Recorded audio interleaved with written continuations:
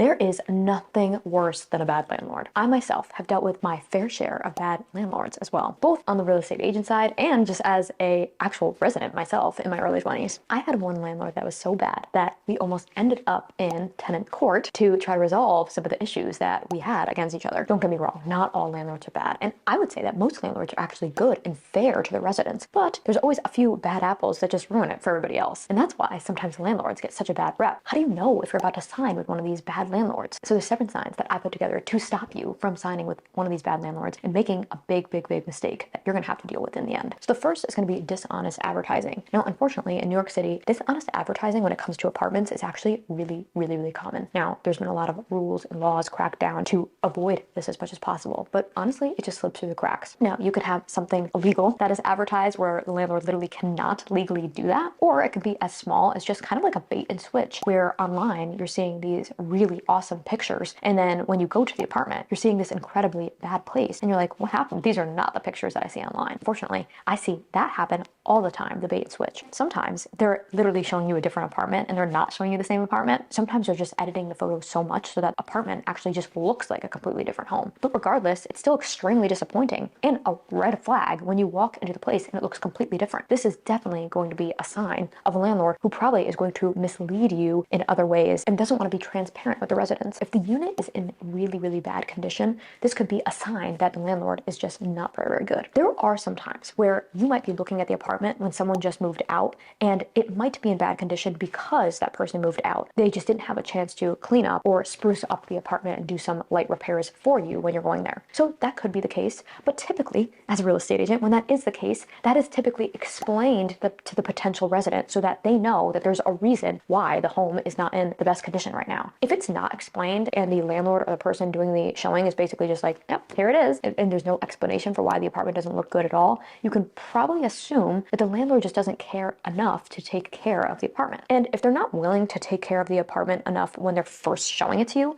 then you can only imagine what's going to happen when you live there and you have to deal with a repair or something like that. They're just going to be nowhere to be found. Now, if you are interested in an apartment, if you get a lease agreement from the landlord and there's some shady terminology or some parts of the lease that are a little bit questionable, then that can be a sign of a shady landlord. Now, if you're new to New York City or just new to renting in general, it might be tough to know what is normal in a lease and what is not. So if you have any questions about that, if you're working with a real estate agent, you can always ask them. And then on top of that, you can always go to an attorney and they'll be able to help you figure out if it's normal or not. But a lot of times, if you have a gut feeling that something is completely out of the norm, most of the time your gut feeling is probably right. Now, on top of that, there's something called tenant law in every state in the United States. And New York has their own tenant law, and they have a copy of like the tenant law document online for everybody to see.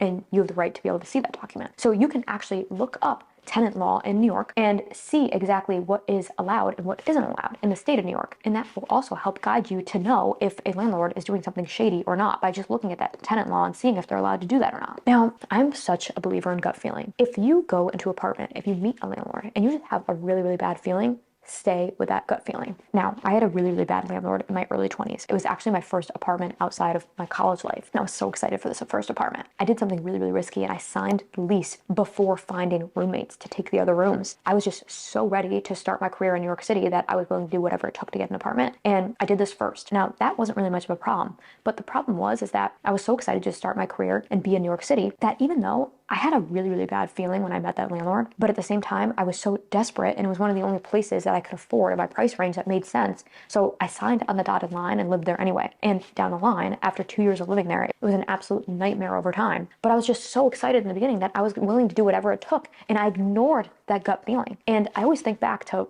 what if I didn't ignore that gut feeling? And what if I waited just a little bit longer to move? Then I would have been able to avoid all that. And that definitely is the case. Hindsight is 2020. But if you have a really bad gut feeling, go with that gut feeling and do not move forward with that landlord. If you know that a landlord is avoiding tenants or dodging tenants, then this is definitely a red flag. So how would you know that? So surprisingly, sometimes you can actually find that information online. It might be reports or police reports or something where somebody's talking about that online. So you might be able to find that information. I have have actually found that information for my clients before. And also, when you meet the landlord, sometimes landlords are a little way too open and they overshare with people, and they might actually say something to you. So they might say, oh, I have another tenant calling me. This person calls me all the time. They might make comments like this. If they make comments like this to you as a potential new resident, this is kind of a red flag, because yes, there might be tenants that are a little too much when it comes to being a little too needy. But most of the time, it's probably just the landlord just not wanting to deal with their tenants. Now, when you're in the showing phase or just talking about the lease that they might have provided you,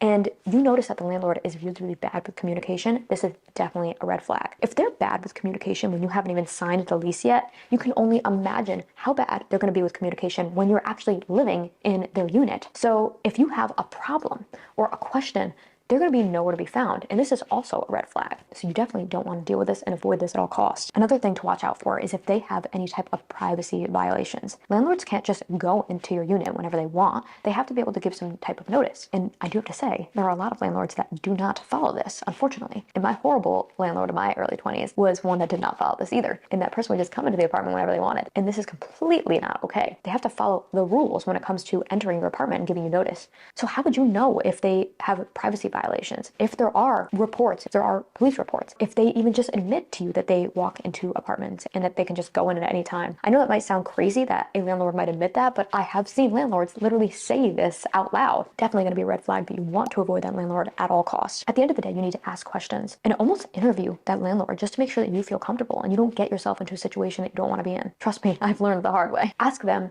have they ever evicted someone before? Ask them how they deal with repair issues and things like that in the apartment. Just because a landlord has evicted somebody doesn't mean that they're a bad landlord, because unfortunately, there are times where landlords do have to evict somebody because they aren't paying for a certain amount of time. So that does happen, and it doesn't always mean that they're a bad landlord. But kind of see how they talk about the situation, how they handled that. That will give you a sign of how they handle their other tenants that are paying and don't need to be evicted. These are all things to look out for. So I hope this helps you avoid signing with a terrible landlord. I've done it myself, and I definitely want you to avoid this at all costs. I would love to know, have you ever lived in a home with a terrible landlord? As always, I just love hearing from you guys.